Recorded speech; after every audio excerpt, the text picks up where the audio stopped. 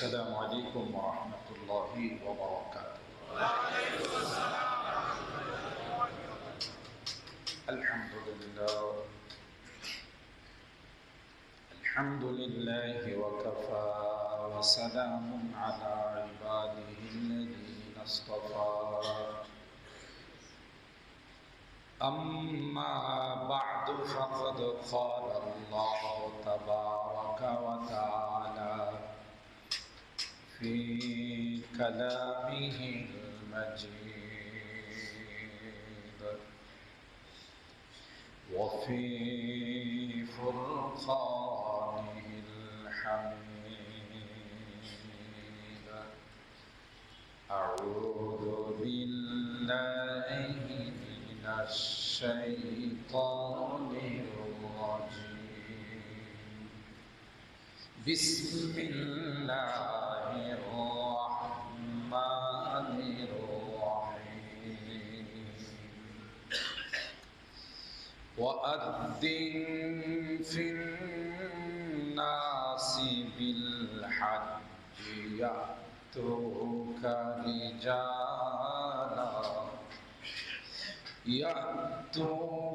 رجالا وعلى كل ضامر يأتين من كل فج عميق.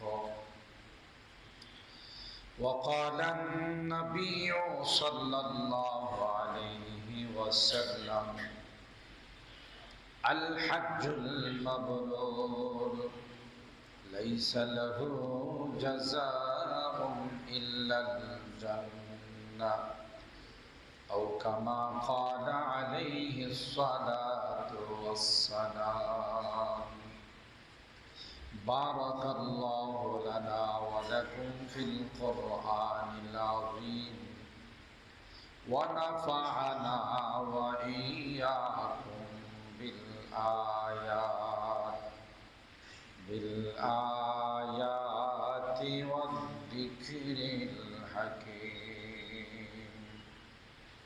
صدق الله العظيم وصدق رسوله النبي الكريم، ونحن على ذلك لمن الشاهدين والشاكرين، والحمد لله رب العالمين.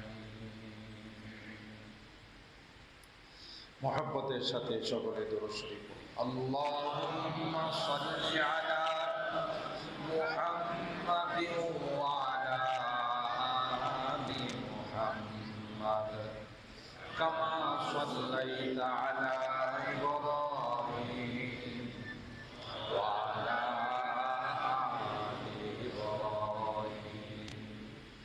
إنك حميد مجيد. اللهم بارك على محمد وعلى آل محمد كما باركت على إبراهيم وعلى آل إبراهيم إنك حميد مجيد. আলহামদুলিল্লাহ সুম্মা আলহামদুলিল্লাহ। আল্লাহ পাকের অশেষ মেহেরবানি, যিনি আমাদেরকে আজকের সালাতুল জুমা আদায় করার জন্য সময় মতো আল্লাহ পাকের ঘরে আসার বসার তৌফিক দান করেছেন। তাই অন্তরের অন্তঃস্থল থেকে কালিমাতুল শুকর আদায় করি, বলি আলহামদুলিল্লাহ। মোহতারাম মুআজ্জাজ হাজিরিন, গত জুমায় আপনাদের কাছে আরজ করেছিলাম যে হজের মাস চলতেছে। আল্লাহর মেহমানরা যারা বাইতুল্লাহ জিয়ারতের উদ্দেশ্যে যাচ্ছেন, অনেকেই এখনো বাকি আছেন যাবেন।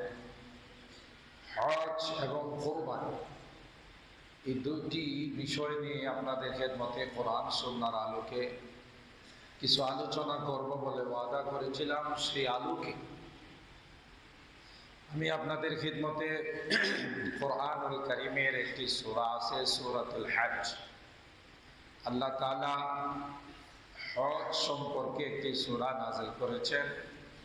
সূরা আল হজের 27 নম্বর আয়াতে কারিমা আমি আপনাদের খিদমতে তেলাওয়াত করেছি। রাসূল আকরাম সাল্লাল্লাহু তাআলা আলাইহি ওয়াসাল্লামের অসংখ্য হাদিস থেকে ছোট্ট একখানা হাদিস পাঠ করেছি। চেষ্টা করব আয়াত এবং হাদিসকে সামনে রেখে হজ ব্রত সম্পর্কে কিছু কথা আপনাদের খিদমতে আরজ করার জন্য আল্লাহ পাকের দরবারে তৌফিক চাই। সকলে বলুন আল্লাহুম্মা আমিন। আমি যে আয়াতে কারিমা তিলাওয়াত করেছি, এই আয়াতে কারিমায় হজের ইতিহাস কিভাবে সূচনা হলো সেই বিষয়টিকে আল্লাহ তাআলা ইঙ্গিত করেছেন। সাইয়েদনা হযরত ইব্রাহিম আলা নবিয়িনা ওয়া আলাইহিস সালাতু ওয়াস সালাম তার সন্তান ইসমাঈল আলাইহিস সালামকে নিয়ে যখন বাইতুল্লাহর কাজ যখন কমপ্লিট করলেন, আল্লাহ তাআলার হুকুমে আল্লাহ পাক রব্বুল আলামিন হযরত ইব্রাহিম আলাইহিস সালামকে বললেন যে তুমি বাইতুল্লাহর কাজ কমপ্লিট করো। ওয়া ইয ইয়ারফাউ ইব্রাহিমুল কাওয়াইদা মিনাল বাইতি ওয়া ইসমাঈল। বাপ বেটা মিলে আল্লাহর ঘর যখন বানালেন, এখানে ইতিহাসের পাতা খুললে বাইতুল্লাহ অনেকবার তামির করা হয়েছে, প্রায় 8 থেকে 10 বার। বিভিন্ন সময়ে আল্লাহ তাআলা প্রথমে ফেরেশতা দিয়ে বানাইছেন, এরপরে পরে আদম আলাইহিস সালামকে দিয়ে, পরে শীশ আলাইহিস সালাম, পরে আমালিকা বনু জুরহাম গোত্র, নূহ আলাইহিস সালামের সময় প্লাবনের সময় আবার নিচে চলে গেছিল, আবার বানাইলেন। এইভাবে হযরত ইব্রাহিম আলাইহিস সালাম, ইসমাঈল আলাইহিস সালাম বানাইলেন। পরবর্তীতে আবার কুরাইশরা জুরহাম গোত্র বানাইলেন। এরপরে কুরাইশদের বানানোর পরে আব্দুল্লাহ ইবনে জুবাইর রাদিয়াল্লাহু তাআলা আনহু তিনি যখন মক্কার গভর্নর হলেন, তিনি আবার আল্লাহ নবীর মানসা মতো বানাইলেন। আবার হাজ্জাজ ইবনে ইউসুফ সেটাকে ভাঙল। তো সাইয়েদনা হযরতে ইব্রাহিম আলা নবিয়িনা ওয়া আলাইহিস সালাতু ওয়াস সালাম ইসমাঈল আলাইহিস সালামকে নিয়ে বাইতুল্লাহর কাজ আল্লাহর হুকুমে শুরু করে দিলেন। তো আপনারা জানেন ইতিহাস কম বেশি, যে কাবা তো অনেক উঁচা, একজন মানুষ তো সেই উঁচা পর্যন্ত যাওয়া সম্ভব না। সেই জন্যে আল্লাহ রাব্বুল আলামিন কুদরতি লিফট হযরত ইব্রাহিম আলাইহিস সালামের জন্য দিলেন। সেই পাথর, যেই পাথর এখন গোল্ডেন গ্লাসের ভিতরে মাকাম ইব্রাহিমের মধ্যে রাখা আছে। আল্লাহ কোরআনে কারীমে এই পাথরের পাশে গিয়ে 2 রাকাত নামাজের কথা বলছেন। ওয়াত্তাখিযু মিন মাকাম ইব্রাহিম মুসাল্লা। হাজী সাহেবদেরকে, উমরাকারীদেরকে বলছেন তওয়াফ যখন শেষ হবে তখন মাকাম ইব্রাহিমের পাশে 2 রাকাত নামাজ পড়ে, সালাতুত তওয়াফ যাকে বলে, তওয়াফের নামাজ। কিন্তু ওই জায়গাতে আপনি এখন দাঁড়াইতে পারবেন না, যেহেতু তওয়াফের স্রোত উমরার সময় বলেন আর হজের সময় বলেন, যেইভাবে মানুষের স্রোত আসে ওখানে দাঁড়াইলে আপনার অবস্থা খারাপ হয়ে যাবে। এই জন্য তার সাইড ফাইডে দাঁড়াইতে হয়, কিনারে গিয়ে, কর্নারে গিয়ে, কোথাও সাইডে দাঁড়াইতে হয়। ওখানে যদি আপনি নামাজে দাঁড়ায় যান তাহলে আপনার জন্য বিশাল বিপদ হয়ে যাবে। এই যে মাকাম ইব্রাহিম, গোল্ডেন গ্লাসের ভিতরে আল্লাহর খলিল হযরত ইব্রাহিম আলাইহিস সালাতু ওয়াস সালামের পায়ের দাগ সম্বলিত যে পাথর, ওই পাথরটাই ছিল তখনকার কাবা বানানোর লিফট। সুবহানাল্লাহ। আল্লাহ পাক হযরত ইব্রাহিম আলাইহিস সালামকে বললেন আপনি পাথরের উপরে দাঁড়িয়ে যান, এরপর আপনার যে পরিমাণ যেইটুকু উঁচু জায়গাতে যাওয়ার দরকার হবে পাথর নিজে নিজে আপনাকে নিয়ে যাবে। সুবহানাল্লাহ। কোনো বিদ্যুতের কানেকশন লাগবে না, কোনো বাটন টিপতে হবে না, সুইচ দিতে হবে না, কিছুই করতে হবে না। এই পাথর যখন যা দরকার হবে আমি পাথরকে ওইভাবেই দিক নির্দেশনা দিয়েছি। সুবহানাল্লাহ। হযরত ইব্রাহিম আলাইহিস সালাম পাথরের উপরে দাঁড়াইলেন। পাথরকে আল্লাহ বললেন যে তোমার বুকে আমার খলিলের পায়ের কদমের নিশানাটা, দাগটা তোমার বুকের মধ্যে তুমি অঙ্কন করে রাখো। এই জন্য এখনো ওখানে গিয়ে যদি এভাবে হাত দিয়ে গোল্ডেন গ্লাসের ভিতরে আপনি তাকান স্পষ্টভাবে, আপনি দেখবেন যে ইব্রাহিম আলাইহিস সালামের পায়ের দাগ সম্বলিত ওই পাথর গোল্ডেন গ্লাসের ভিতরে সংরক্ষিত আছে। সুবহানাল্লাহ। আল্লাহ তাআলা বলেন ফিহি আয়াতুন বাইয়িনাতুন মাকাম ইব্রাহিম, হে আমার বান্দারা, তোমরা এখানে আসলে আমার অনেকগুলো স্পষ্ট কুদরতি নিদর্শন দেখতে পাবে। এর মধ্যে একটা হলো তোমাদের রুহানি পিতা ইব্রাহিম আলাইহিস সালামের পায়ের দাগ সম্বলিত ওই পাথর আমি আল্লাহ সংরক্ষণ করে রাখছি যুগ যুগ ধরে। এখন গ্লাসের ভিতরে একটা সময় কেউ খোলা ছিল, কত মানুষ হাত দিয়ে স্পর্শ করছে, কত মানুষ তাকে ধরছে। আল্লাহ পাক এখনো ওই অবিগুল আগে যে রকম ছিল সেরকমই রাখছেন। সুবহানাল্লাহ। তো হযরত ইব্রাহিম আলাইহিস সালাম যখন যে পরিমাণ উপরে যাওয়ার দরকার সেই পরিমাণ যাইতেন, পাথরে নিয়ে যেত, আর নিচের থেকে মাল সামান রেডি করে দিতেন আরেকজন নবী ইসমাইল আলাইহিস সালাম। সুবহানাল্লাহ। বাপ বেটা মিলে আল্লাহর ঘর নির্মাণ করলেন, তামির করলেন। নির্মাণ কাজ যখন কমপ্লিট হয়ে গেল, আল্লাহ পাক হযরত ইব্রাহিম খলিলুল্লাহকে বললেন, এখন তো কাবা নির্মাণ হয়ে গেল, আপনি গোটা বিশ্বের মানুষকে এলান দিয়ে দেন, ঘোষণা দিয়ে দেন, যেই যেখানে আছে ওখান থেকে যেন এসে আমার এই পবিত্র ঘর বাইতুল্লাহকে যেন জিয়ারত করে নেয়। সুবহানাল্লাহ। বলুন তো দেখি, মক্কার খানায় কাবার থেকে, কাবার পাশে থেকে আওয়াজ দিলে আওয়াজ কি বাংলাদেশে আসবে? অত্যাধুনিক যন্ত্রপাতি, মাইকিং সিস্টেম যদি হয়, সাউন্ড সিস্টেম হয়, তাহলে আসবে। এটা কি Japan, German, Iraq, Iran, Kuwait, Qatar এই সমস্ত রাষ্ট্রে যাবে আওয়াজ? কিন্তু আল্লাহ তাআলা বললেন ওয়াযিন ফিন্নাসি বিল হজ্জ ইয়াতুকা রিজালান ওয়া আলা কুল্লি দামিরি ইয়াতিনা মিন কুল্লি ফাজ্জিন আমিক। এ আমার খলিল, গোটা বিশ্বের মানুষকে আপনি এলান দিয়ে দেন, ঘোষণা দিয়ে দেন, এরা যেন প্রত্যেকে যার যার জায়গা থেকে এসে আমার এই ঘরকে জিয়ারত করে যায়, যে যেভাবে পারে। কেউ প্লেনে ফ্লাইটে আসবে, কেউ হেঁটে আসবে, কেউ কোনো সোয়ারে দিয়ে আসবে, কেউ কোনো পরিবহন দিয়ে আসবে, যেই যেইভাবেই পারে এরা যেন এসে আমার ঘরকে একবার জিয়ারত করে যায়।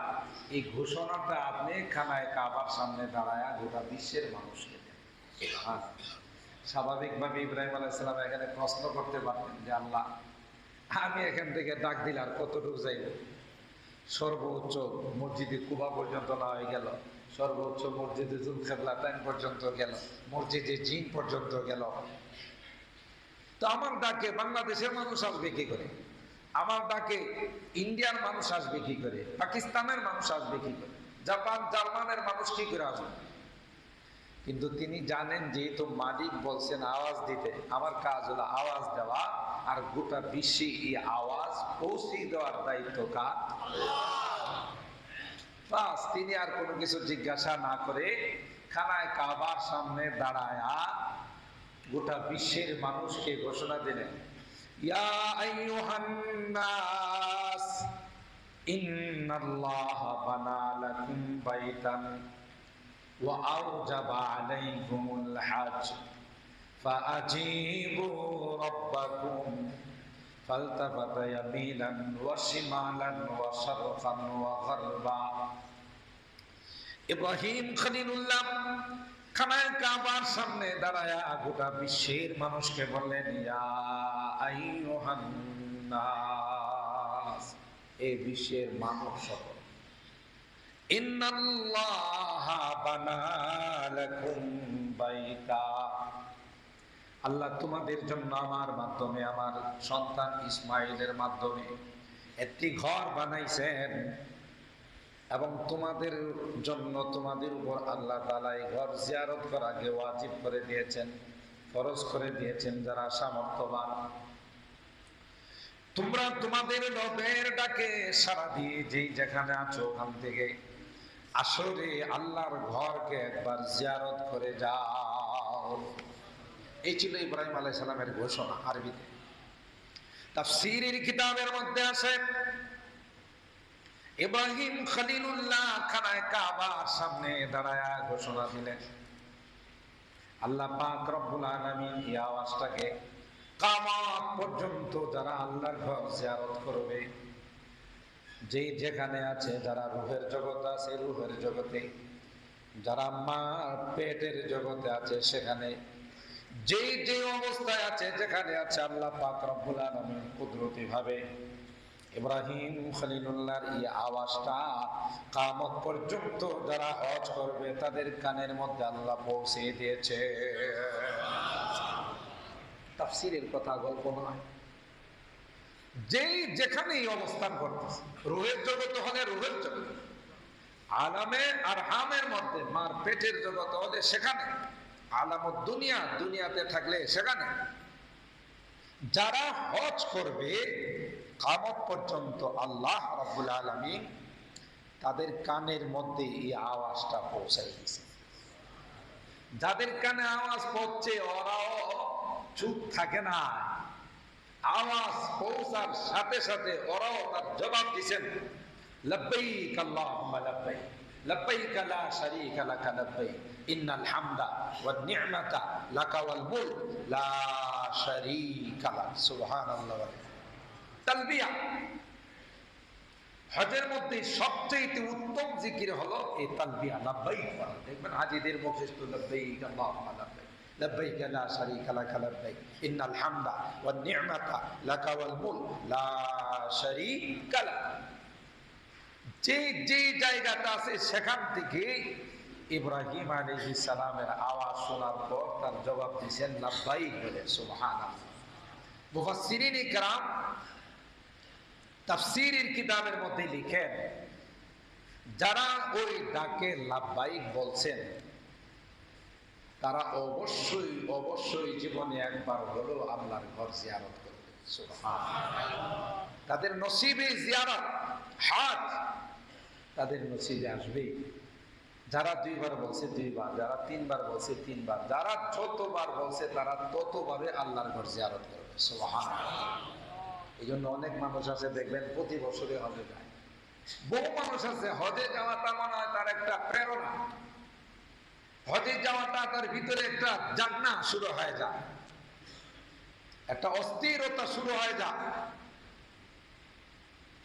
আমার জানা মতো বাংলাদেশের একজন আলেম আছেন, ওনার প্রতি বছর যেদিন থেকে উনি সমজদার হয়েছেন, সাবালেক হয়েছেন, এরপর থেকে কোনো বছর ওনার হজ মিস নাই। এখন বর্তমানে 70 থেকে 75 বছর বয়স। সুবহানাল্লাহ।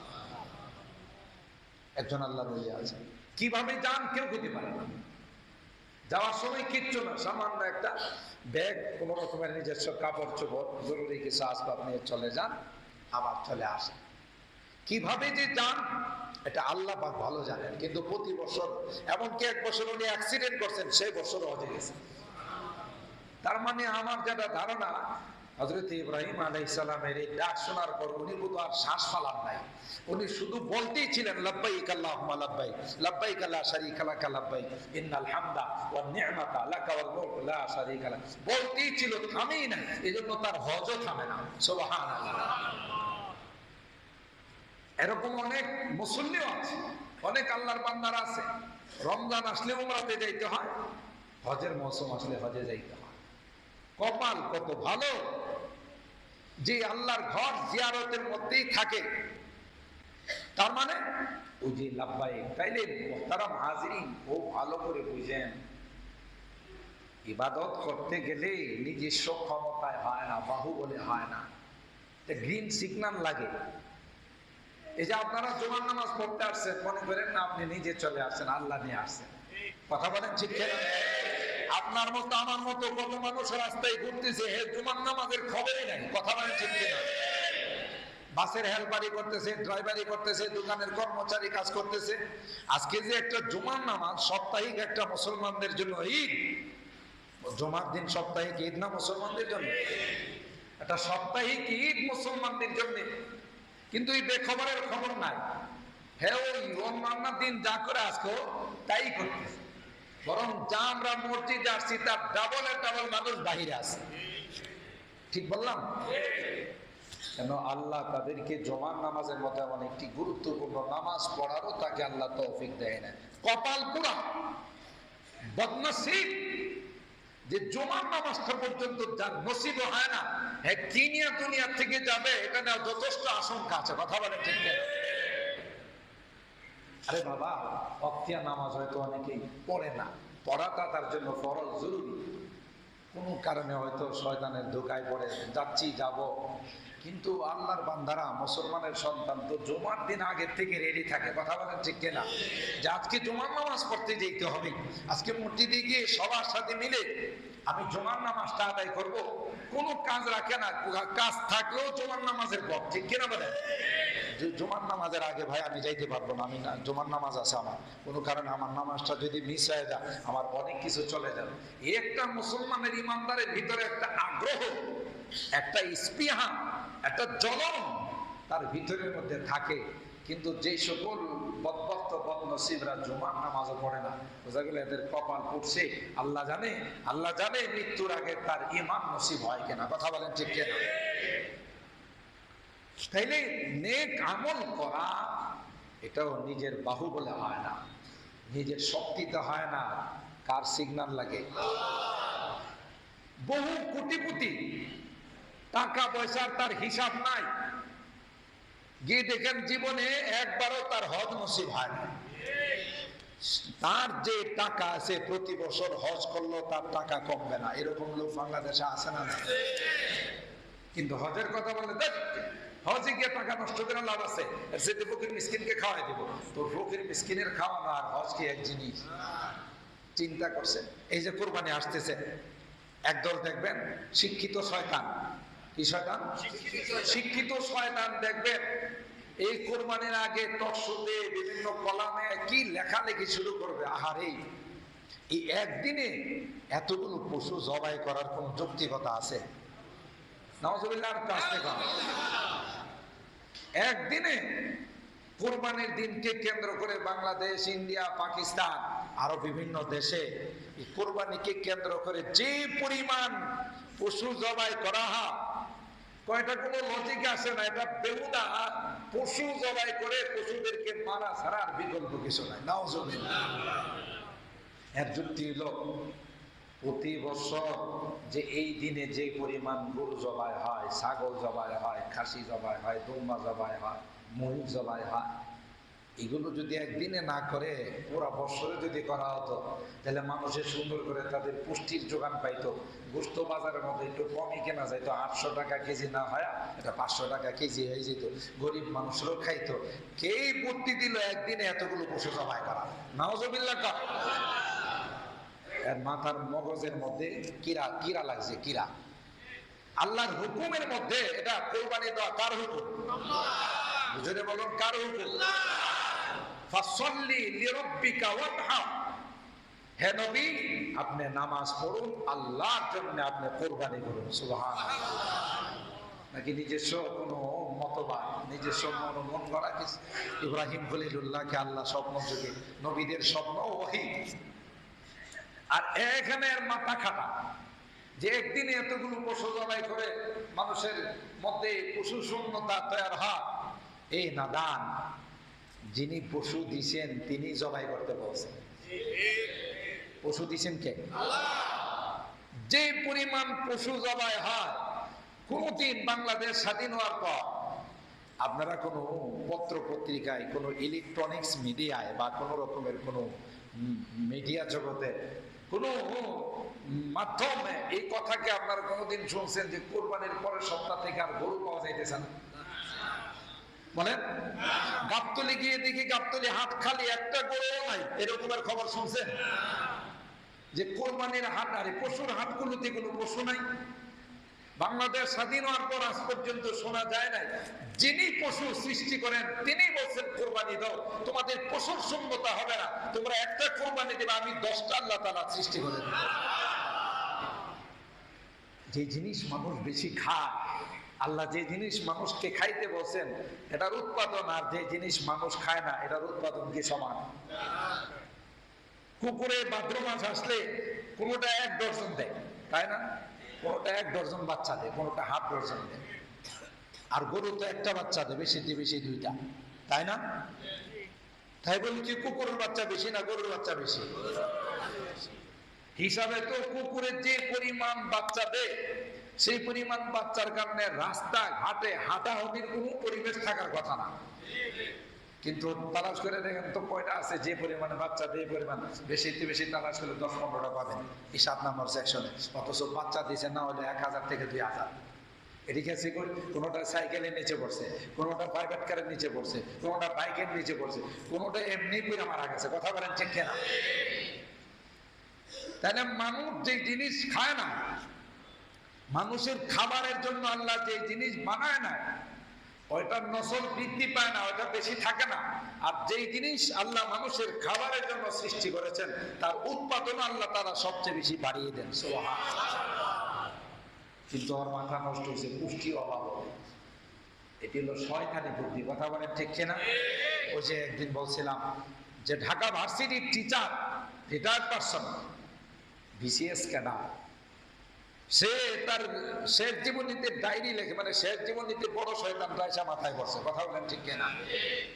সে ডায়েরি লেখে বাংলাদেশের মতো এমন একটা ছোট্ট দেশে, যে দেশের মানুষের বসবাসের জায়গা নাই, যে দেশের আয়তন অনেক কম, এই দেশে এতগুলো মসজিদ, যে মসজিদগুলো প্রচুর, এই মিরপুর কেন্দ্রীয় মসজিদ কতগুলো জায়গা নষ্ট করে রাখছে। 6 নম্বর বাজার মসজিদ কতগুলো জায়গা নষ্ট করে রাখছে। আল আরাবিয়া মসজিদ কত জায়গা নষ্ট করে রাখছে। ওই মাথার মধ্যে শয়তান ঢুকছে, মসজিদ নাকি জায়গা নষ্ট করে রাখছে। আমি কালকে একটা হিসাব করছি, শুধু পল্লবী থানায় আমার হিসাবে, আমি যতটুকু পাইছি, আর হয়তো আমার হিসাবে বাদ আছে, 50 থেকে 52টি মসজিদ আছে। সুবহানাল্লাহ। একটা কারণে একটা হিসাব করছিলাম, মসজিদ এত বেশি হওয়াতে ওর মাথায় এত চুলকানি ঢুকছে, কই যে এতগুলো মসজিদ বানায়া বাংলাদেশের মতো একটা ছোট্ট দেশে, রাজধানীর মতো এমন জনবসতি এলাকায়, গণবসতি এলাকায়, এখানে এতগুলো মসজিদ বানায়া এই জায়গাগুলোকে নষ্ট করার কোনো অর্থ আছে? মসজিদ বানালে নাকি জায়গা কি হয়? চিন্তা করছেন ওর মাথায় কিভাবে ঢুকছে? ওর কথা হলো যে নামাজ একটা ব্যক্তিগত ইবাদত। নামাজ কি ব্যক্তিগত ইবাদত? চিন্তা করছেন? ওই দলিল দে যে নামাজ একটি ব্যক্তিগত ইবাদত। এই নামাজ যার যার বাসায় পড়লেই তো চলে, আর মসজিদের দরকার হয় না। চিন্তা করছেন? অথচ আল্লাহ তাআলা কোরআনে বলেন, ফাইদা ইযা নুদিয়া লিস-সালাতি মিন ইয়াউমিল জুমআতি ফাসআউ ইলা যিকরিল্লাহ। যখনই জুমার দিনে আযান হবে, দ্রুত তোমরা আমার ঘরে চলে আসো, আল্লাহর সালাত, আল্লাহর বিধান আদায় করার জন্য মসজিদে চলে আসো। আরও বলতেছি তোমরা ঘরে নামাজ পড়ো। চিন্তা করছেন কিভাবে শয়তান এসে মাথায় বসছে? কই মসজিদ বানায়া বাংলাদেশের মতো মানে একটা ছোট্ট দেশের এতগুলো জায়গা নষ্ট করার কোনো মানে আছে? নাউজুবিল্লাহ। তাহলে হ্যাঁ, এই সুকুনের কোন নজর গেছে? মসজিদের দিকে। কোন দিকে? কোন নজর গেছে? মসজিদের দিকে। এও তো একটা শিক্ষিত, সাধারণ শিক্ষিত, বিসিএস কারার মানে কি সর্বোচ্চ শিক্ষিত। কথা বলেন ঠিক কিনা? কিন্তু ওই মাথার মধ্যে শয়তান ঢুকছে। এই জাতীয় কিছু শয়তান আছে যেগুলো ইসলামী বিধিবিধানের উপরে শুধু বিভিন্ন রকমের টিপ্পনি মারার জন্য বিভিন্ন রকমের অজুহাত খুঁজে। কথা বলেন ঠিক কিনা? আপনারা রাগ করেন না। মাদ্রাসায় যারা পড়ায় ওরা মানুষ না ফেরেশতা? এরা মানুষ না ফেরেশতা? মানুষ। ফেরেশতা তো আল্লাহ একটা আলাদা গ্রুপ বানাইছেন, তো এরাও তো রক্তে মাংসের গড়া মানুষ। অন্যান্য মানুষের দ্বারা যে সকল ভুল ভ্রান্তি হয় তাদের দ্বারা হতে পারে না? বলেন? কারণ এরা তো ফেরেশতা নয়, এরা তো নবী রাসূল নয়, এরাও তো রক্তে মাংসের গড়া মানুষ। আপনার মতো এদের চোখ কান আছে, হাত পা আছে, এদের দ্বারা ভুল হতে পারে না? পারে? ভালো করে বুঝা কর না, এদের দ্বারা কোনো ভুল হতে পারবে না। ইমাম সাহেব মানুষ, ইমাম সাহেব নামাজের টাইমে যদি ওনার এস্তেঞ্জা লাগে, আসতে পারে না? প্রাকৃতিক ডাকে যদি সারা দিয়া নামাজের টাইমে উনি বাথরুমে ঢুকে 1 মিনিট যদি দেরি হয় বা 2 মিনিট যদি দেরি হয়, তাহলে নামাজ থাকবে না নষ্ট হয়ে যাবে? কথা পায় না, রাগ করতেছেন আমার কথা? 1 মিনিট বা 2 মিনিট যদি দেরি হয়, তাহলে তো এই নামাজ আর পড়ার কোনো সময় থাকবে না, সময় শেষ না? থাকবে? উনি মানুষ হিসাবে কোনোদিন যদি ওনার 1 মিনিট বা 2 মিনিট দেরি হয়ে যায়, তাহলে আমাদের অবস্থা কি দাঁড়ায়? কেন দেরি হবে? টাইম মেনটেন করলো না কেন? বাথরুমে আগে গেল না কেন? কথা বলেন ঠিক না? বাথরুমকে ওনারে ফোন করে আসছে যে আমি আসতেছি, আপনি রেডি থাকেন। কথাগুলো বুঝছেন? রাগ করেন না কিন্তু আমার উপর। ইনিও তো মানুষ, তারও তো প্রাকৃতিক ডাকে সাড়া দেওয়া লাগে। যখন আসে এটা বলে আসে না, ঠিক না ঠিক? এখন যদি আমি মনে করি যে না উনি ফেরেশতাদের পেশাব পায়খানা লাগে না, খাওয়া দাওয়া করা লাগে না, এই জন্য আগে জিজ্ঞাসা করছে, আরো তো মানুষ, তাদেরও তো প্রাকৃতিক ডাকে সাড়া দেওয়া লাগে। সে ভুল করতে পারবে না, ভুলের মধ্যে থাকবে। আর যদি 1-2 মিনিট দেরি হয়, তাহলে আমি বলবো নামাজ পড়ান, আরেকজন নামাজ পড়ে দেন। এই ইমাম সাহেব, দেরি করলেন কেন আপনি? কন্ত দেখি বলছে, ভাই আমার এক্সটেন্ডার জরুরত হয়েছে, এটা আগে সারতে পারছেন না? মোহতারাম হাজিরিন, ঠিক তদ্রুপ মাঝে মধ্যে শয়তানে আয়সা সাধারণ পাবলিকের মাথায় শয়তান যা বসে তার ডাবল বসে আলেম ওলামাদের মাথায়। কথা বলেন ঠিক?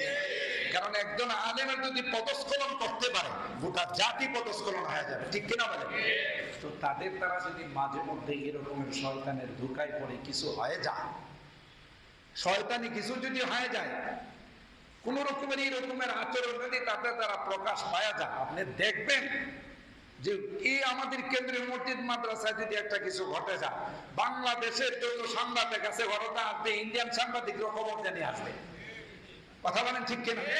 যে আসো মাদ্রাসার দুষ পাওয়া গেছে। কি পাওয়া গেছে? আলেমুল আমাদের দুষ পাওয়া গেছে। লেখো যে এরা অমুক, ওরা অমুক, ওরা তমুক, ওরা হাইওয়ান, ওরা জানোয়ার, ওরা মানুষের ক্যাটাগরিতে দেবেন না, মাদ্রাসাগুলো বন্ধ করে দাও। ঠিক না ঠিক? আজ পর্যন্ত বাংলাদেশ স্বাধীন হওয়ার পর কোন মাদ্রাসায় খুন খারাপের ঘটনা ঘটছে? দুই ছাত্র দলের মধ্যে, দুই রাজনৈতিক দলের মধ্যে মারামারিতে মাদ্রাসায় এরকমের অস্ত্র ব্যবহার হয়েছে, এরকমের কোন নিউজ পাইছেন? অথচ যে সকল বিদ্যালয়গুলোতে দুই দলের মধ্যে মারামারি হয়, কত রকমের কত অঘটন ঘটে এবং ধর্ষণ করে সেঞ্চুরি পালন করে। কথা বলেন ঠিক কিনা?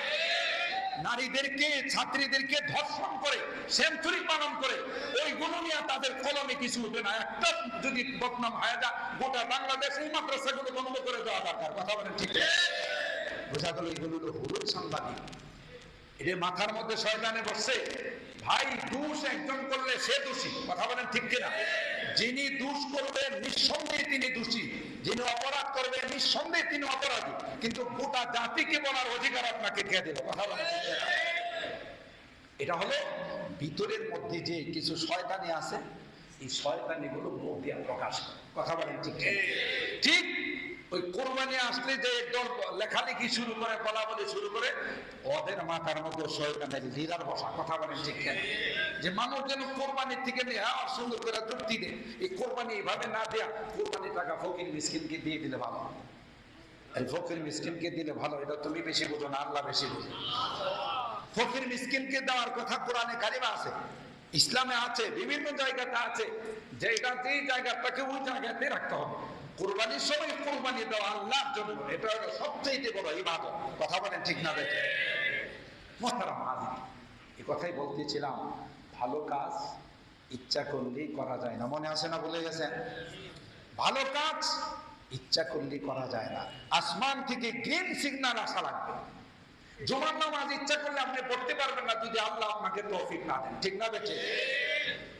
কোরবানি আপনি দিতে পারবেন না যদি আল্লাহর পক্ষ থেকে আপনাকে তৌফিক দেওয়া না হয়। হজ আপনি করতে পারবেন না যদি আসমান থেকে গ্রিন সিগন্যাল আপনার ব্যাপারে না জ্বলে ওঠে। ঠিক না?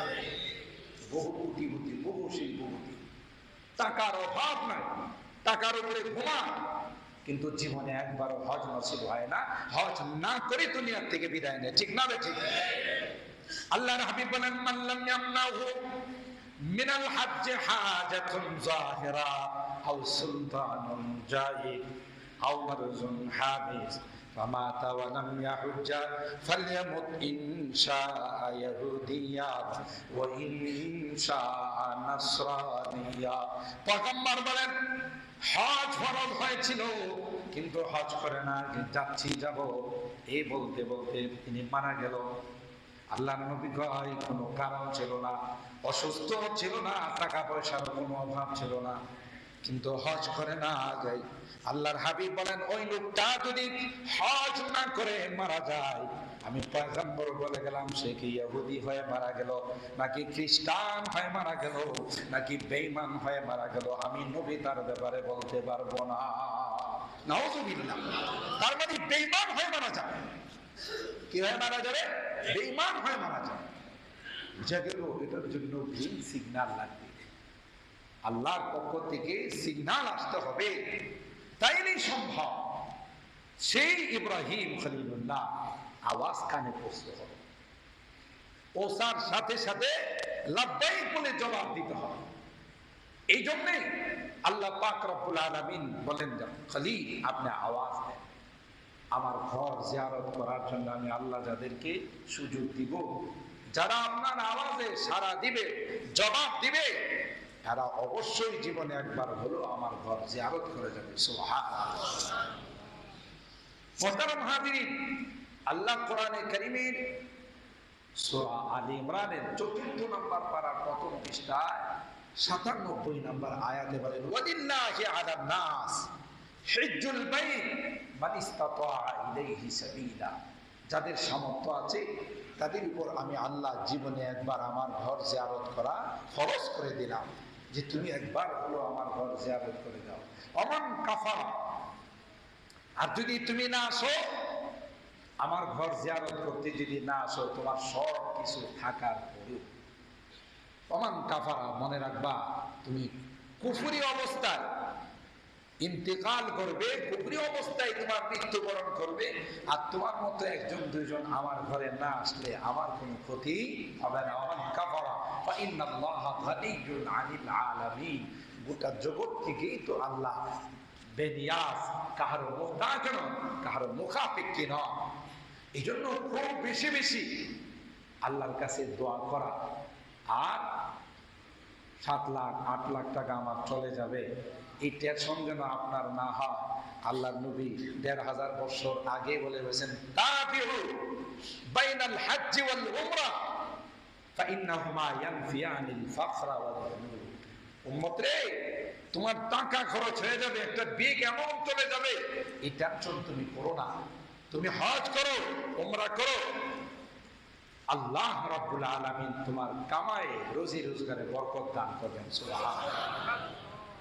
বরং নবী আমার বলে, হজের মাধ্যমে, উমরার মাধ্যমে অভাব অনটন দূর হয়ে যায়, অভাব অনটন থাকে না। সুবহানাল্লাহ। এই জন্য আমরা যারা আমাদের বাংলাদেশে, আমি অনেকবার বলি এই কথা, আমাদের বাংলাদেশের মানুষের একটা প্রবণতা হলো যে হজ করব বয়স যখন একবারে শেষের দিকে যায়। আবার অনেকে বলে হুজুর দোয়া করেন 2030 সনে হজে যাওয়ার নিয়ত করছি। হুজুর হজের থেকে আসার পর মসজিদ থেকে আর বাইরে যাবে, তার মানে কি হজের থেকে আয়সা সে সারাক্ষণ মসজিদে ইবাদত বন্দি করবে, এর আগে যা করতে পারে, এর আগে সে যা করতে পারে, এটা হলো একটা অর্থ। আরেকটা অর্থ 30 সনে যে হজে যাবে, এটা আল্লাহর সাথে তার কন্ট্রাক্ট হয়েছে যে এর আগে তুমি আজরাইলকে পাঠায় না, কারণ আমি 30 সালে হজ করার পর তোমার যদি ইচ্ছা হয় তাহলে আজরাইলকে পাঠায়। আপনাকে কে গ্যারান্টি দিল যে আপনি 30 সাল পর্যন্ত বাঁচবেন? এর আগে যদি মারা যান, আল্লাহ নবীর বাণী মতো, হাদিস মতো আপনার কি অবস্থা হয়, কিভাবে আপনি মৃত্যুবরণ করবেন। এই জন্য প্রস্তুতি নেওয়া। বিভিন্ন রাষ্ট্রে আমরা হজে গেলে দেখি, আরে সব যুবকরা আসে, এরা কে আরামে হজ করে, আর আমগো দেশে মুরব্বীরা সবাই না, অনেকে আছে এমন সময়ে যা হুইল চেয়ার ছাড়া তিনি চলতেই পারেন, তো তার সঙ্গে আরেকজনকে নিয়ে যেতে হয়। আপনি কিসের হজের মজা পাবেন, হজের কাজের কি মজা পাবেন, কি আরাম পাবেন? আর এই বয়সে আপনাকে কেন বলছে, আপনি এর আগে গেলেন না কেন? হ্যাঁ, যদি ফরজ না হয়ে থাকে সেটা হিসাব নেই, ফরজ হয়েছে, যাবো যাচ্ছি করতে করতে যেন দেরি করে। এই জন্য এখন থেকে নিয়ত করে ইনশাআল্লাহ পারবো না, ইনশাআল্লাহ। আর ভাই কেনই বা নিয়ত হবে না? যেই ঘরকে রূপ করে আমি নামাজ পড়ি, আজকে নামাজ পড়বো কার দিকে রূপ করে? কাবার দিকে রূপ করে। সেই ঘরকে সামনে রেখে যদি আমি দুইটা সেজদা দিই, তখনকার অন্তরের অবস্থা আর এখনকার অন্তরের অবস্থা কি সমান? সেই যে কি একটা ফিলিংস, কি একটা অবস্থা অন্তরের মধ্যে আসবে, যাহারি আল্লাহর ঘরকে সামনে রেখে আমি সেজদা দিই। এই জন্য আমরা পাক্কা নিয়ত করি ইনশাআল্লাহ যে আল্লাহ আপনি নিয়ত করেন, নেওয়ার মালিক আল্লাহ, যেন কোনো না কোনো ভাবে আপনার দেওয়ার ব্যবস্থা হয়ে যাবে ইনশাআল্লাহ। আল্লাহ রাব্বুল আলামিন আমাদের সকলকে এই হজ ব্রত ইসলামের একটি গুরুত্বপূর্ণ বিধান পালন করার তৌফিক দান করুন। যারা গেছেন, যারা যাবেন, সকলকে আল্লাহ সহি সালামতে পৌঁছা, সহি সালামতে হজের আহকামগুলো পালন করার তৌফিক দান করুন। আমিন। ওয়া আখিরু দাওয়ানা আলহামদুলিল্লাহি রাব্বিল আলামিন। সকলে